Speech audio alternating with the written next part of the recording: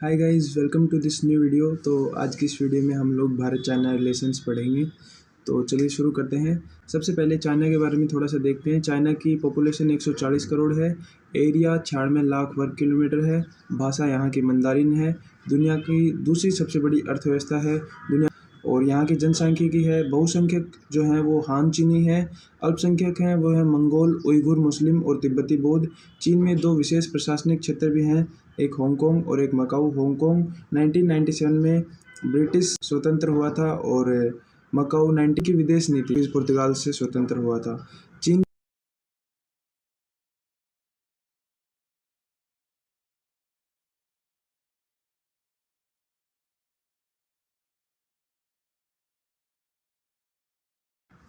अब देखते हैं ऐतिहासिक पृष्ठभूमि।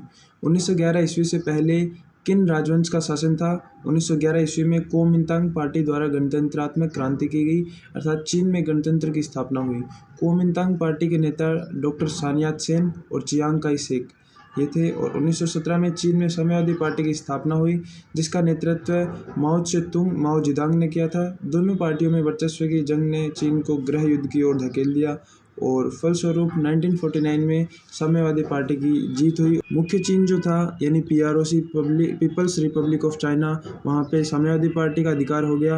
और कुओमिंतांग पार्टी ताइवान पे जो द्वीप है वहाँ पे जाके अधिकार किया और वो रिपब्लिक ऑफ चाइना कहलाई। पश्चिमी देशों ने पीआरओसी को मान्यता नहीं दी, पहले उन्होंने आरओसी को मान्यता दी थी।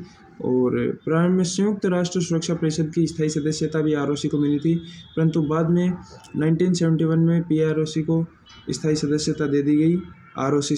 चीन में 1971 में आर्थिक सुधार हुए। इसके फलस्वरूप चीन राजनीतिक दृष्टिकोण से साम्यवादी तथा आर्थिक रूप से पूंजीवादी देश बन गया। अब देखते हैं तिब्बत का मुद्दा। 1911 में तिब्बत ने स्वतंत्रता की घोषणा की। 1950 में चीन ने तिब्बत पर आक्रमण कर अधिकार कर लिया। इसके निम्न परिणाम निकले थे। पहला, जो ब्रिटिश काल से बफर स्टेट की नीति थी वो समाप्त हो गई। दूसरा, भारत और चीन के मध्य एक लंबी सीमा रेखा अस्तित्व। और ब्रिटिश काल से भारत के पास जो विशेषाधिकार कौन कौन से थे? तिब्बत की डाक व तार व्यवस्था भारत के पास थी। तिब्बत में एक भारतीय प्रतिनिधि जो कि ब्रिटिश शासन का प्रतिनिधि होता था, उसको नियुक्त किया जाता था। तिब्बत में व्यापारिक केंद्र स्थापित किए जा सकते थे भारत के। 1951 में तिब्बत ने चीन का आधिपत्य भी स्वीकार कर लिया और 1954 में तिब्बत के मुद्दे पर चीन और भारत के बीच एक समझौता हुआ था।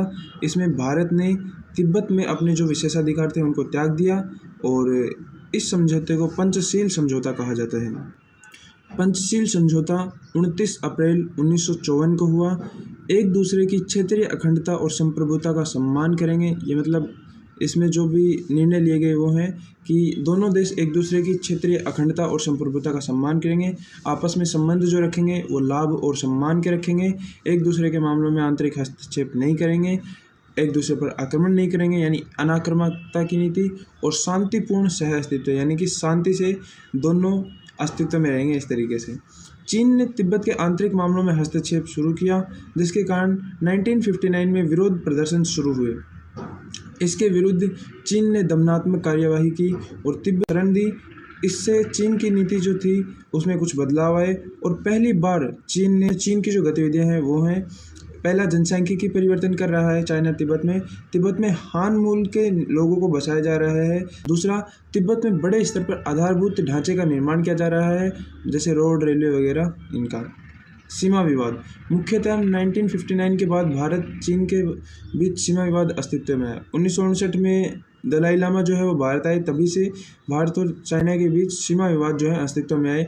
भारत और चाइना के बीच 3488 किलोमीटर की सीमा अस्तित्व में है। इसको 3 भागों में बांटा गया एक तरीके से। पश्चिमी भाग में जम्मू, सबसे पहले देखते हैं पश्चिमी क्षेत्र, जम्मू कश्मीर और लद्दाख वगैरह में।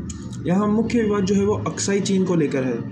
भारत का दावा जॉनसन रेखा पर है, जिसका निर्माण 1805 में ब्रिटिश काल में लद्दाख रियासत के जो राजस्व खाते थे उनके अकॉर्डिंग, उनके आधार पर इस रेखा का निर्धारण किया गया था।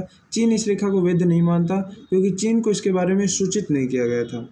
एक अन्य रेखा में मैकडोनाल्ड लाइन जो है वो अक्साई चीन को 2 भागों में विभाजित करती है। 20 अक्टूबर 1962 को चीन ने भारत पर आक्रमण कर दिया था, जिसके कारण एलएसी अस्तित्व में आई। लाइन ऑफ एक्चुअल कंट्रोल, ये 1962 का वॉर है। वर्तमान में नियंत्रण LAC के माध्यम से दर्शाया गया है और यह रेखा जो है वो पूर्ण रूप से परिभाषित नहीं है LAC भी, इसलिए भारत और चाइना के बीच तनाव स्थिति जो है वो उत्पन्न रहती है।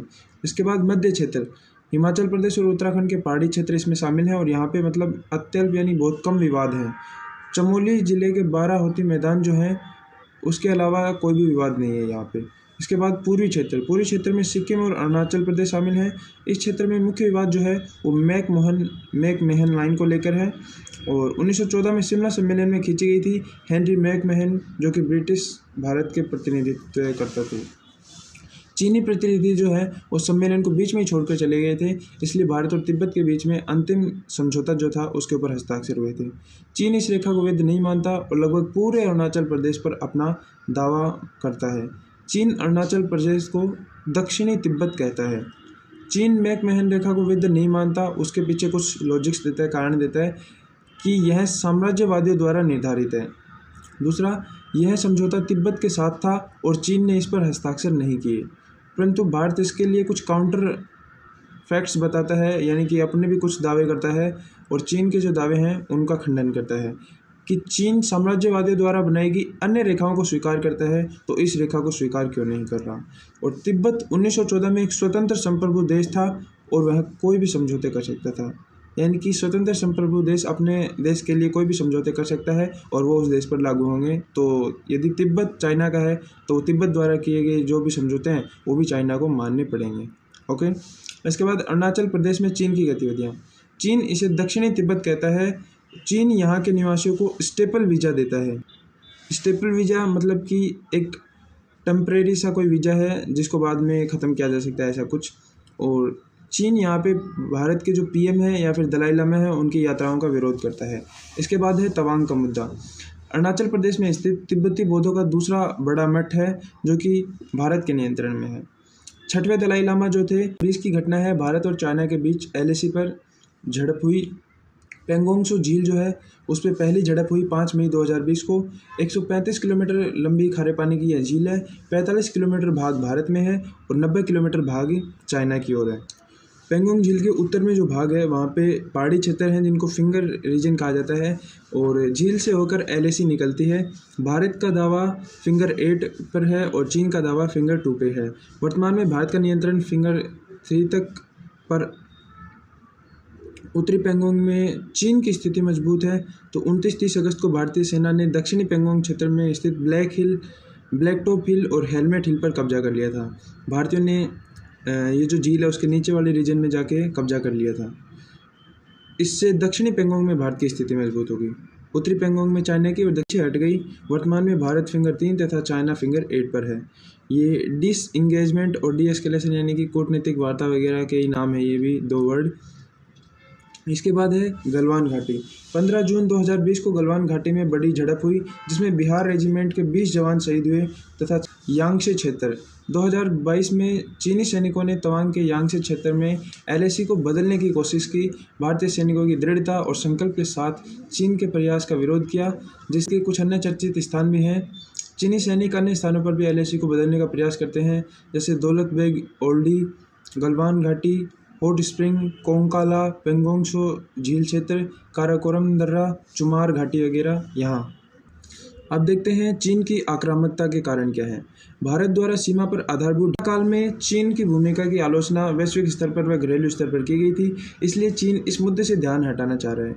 क्योंकि कोरोना काल में चाइना की वजह से ही कोरोना फैला, इसलिए चाइना की आलोचना हुई वैश्विक स्तर पर भी और घरेलू स्तर पर भी। इसलिए चाइना चाहता था कि वह अपने ही देश के लोगों का ध्यान हटाए और युद्ध वगैरह की ओर उनका ध्यान लगाए, यानी कि वो ये दिखाना चाह रहा था कि भारत उन पर कब्जा कर रहा है और ध्यान देशभक्ति पर दीजिए, ना कि आलोचनाओं पे।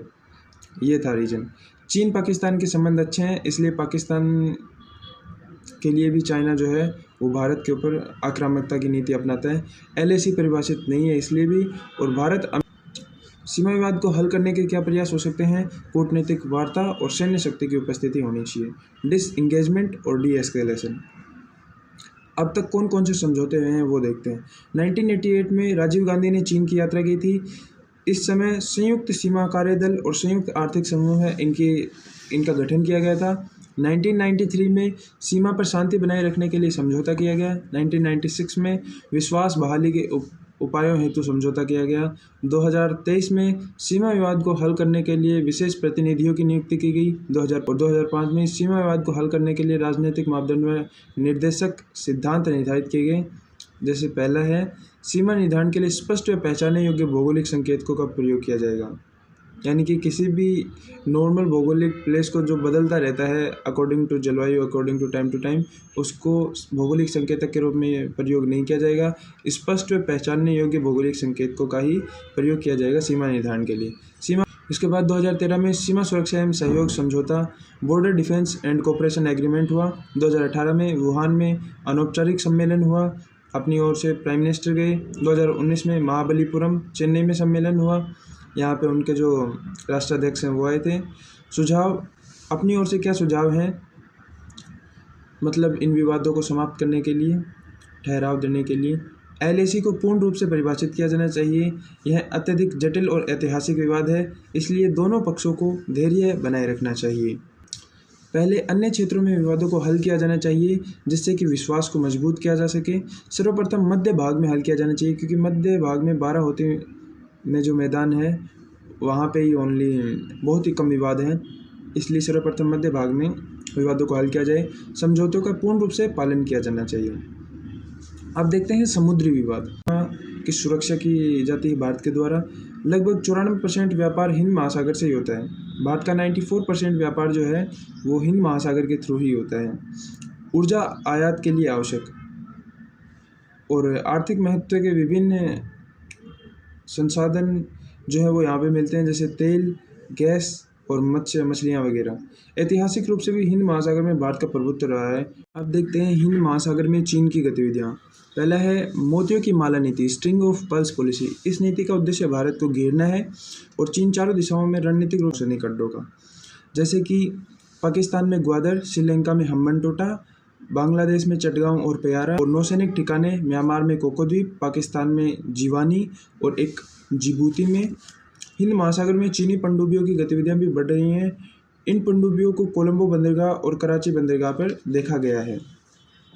2008 ईस्वी से चीन समुद्री लुटेरों के विरुद्ध अभियानों में सक्रिय रूप से भाग लेता आ रहा है, लेकिन वह आवश्यकता से अधिक जहाज़ों का उपयोग कर रहा है। इससे भारत पर क्या प्रभाव है?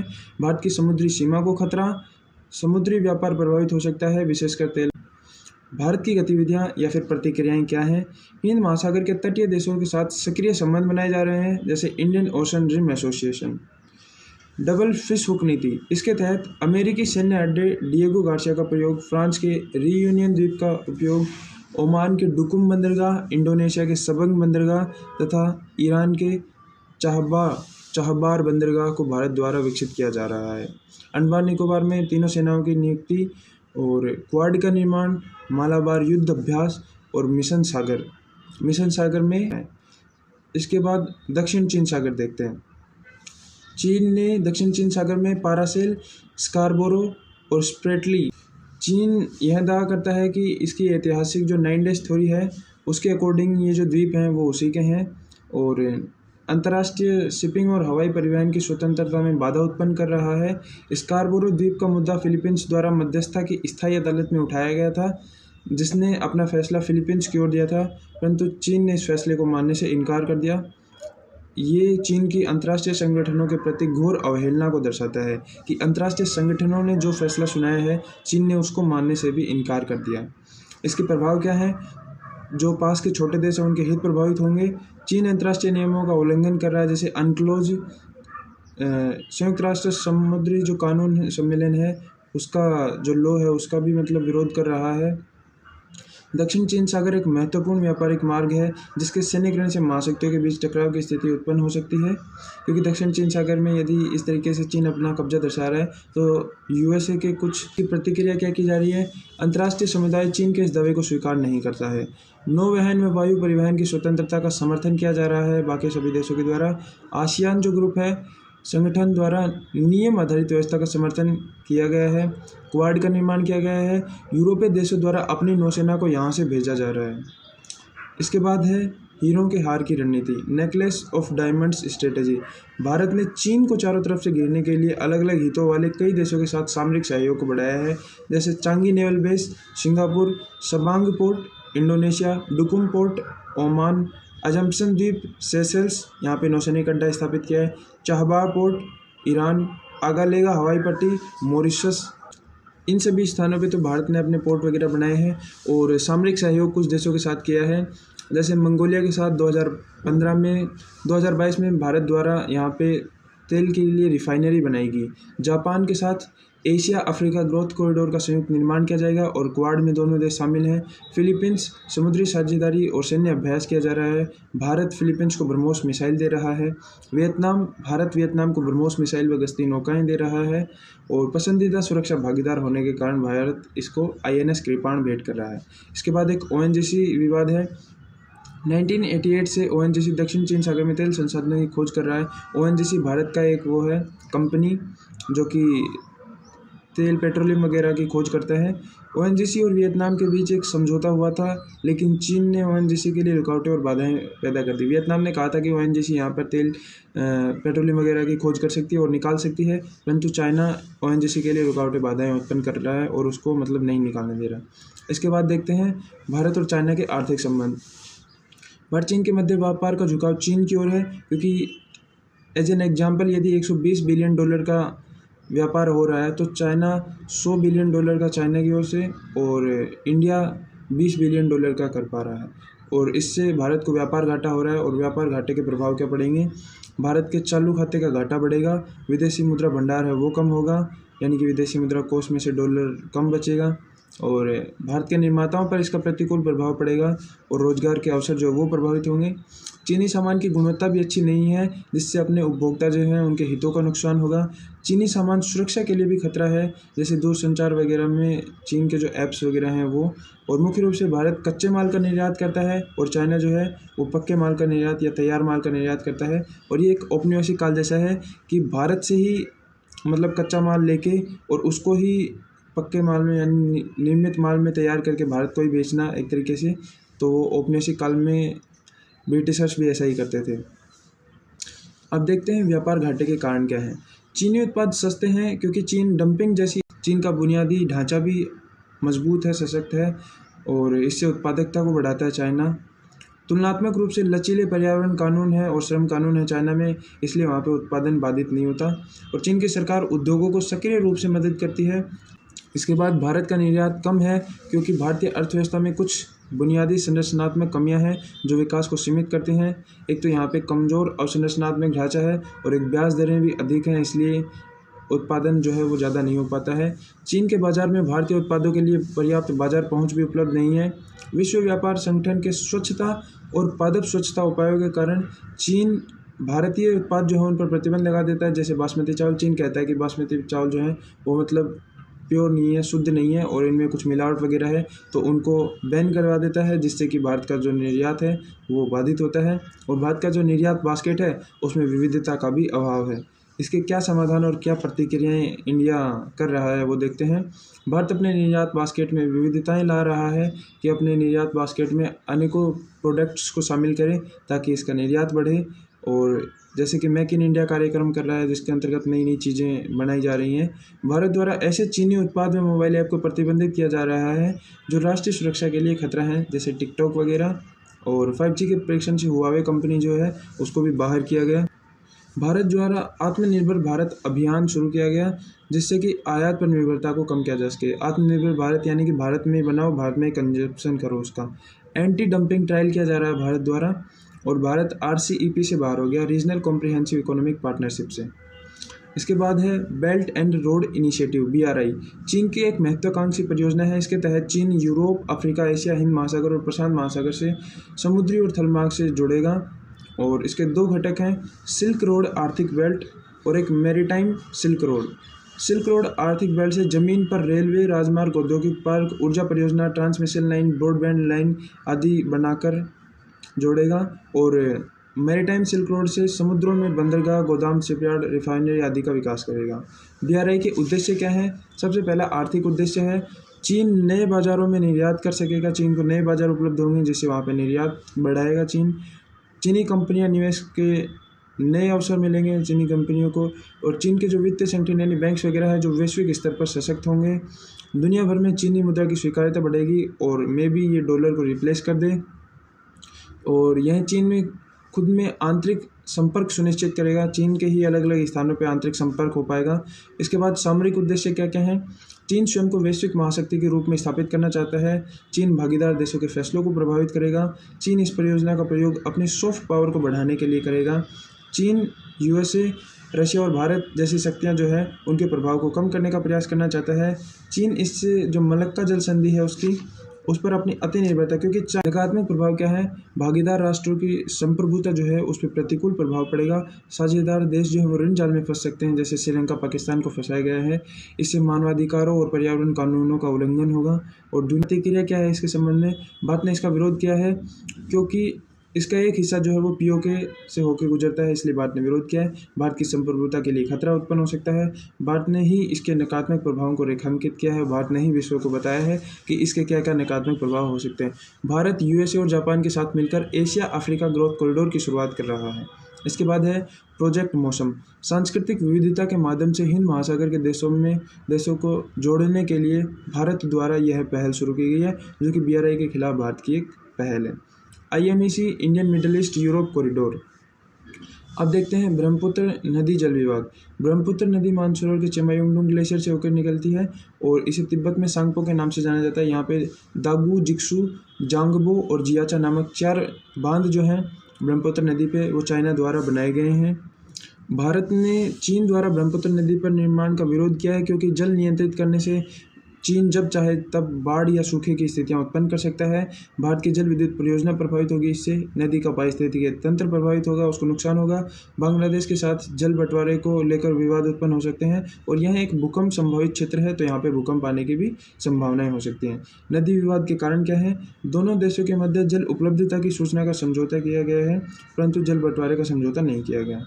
यानी कि जल उपलब्धता कितनी है उसकी सूचना दी जाती है चाइना द्वारा इंडिया को, परंतु दोनों के बीच जल बंटवारे को लेकर समझौता नहीं हुआ है। चीन इन बांध परियोजनाओं को रन ऑफ द रिवर प्रकार की बताता है, यानी कि run of the river type की ऐसी बांध परियोजनाएं होती हैं जो कि जैसे रिवर बह रही है, यानी कि उसका जो बहुत पानी का हिस्सा। दिसंबर 2024 को चीन ने इस पर सांगपो बांध बनाने की घोषणा की है। सांगपो बांध जो दुनिया का सबसे बड़ा बांध होगा और इसकी जल विद्युत उत्पादन क्षमता 60,000 मेगावाट होगी। इसके समाधान क्या हो सकते हैं?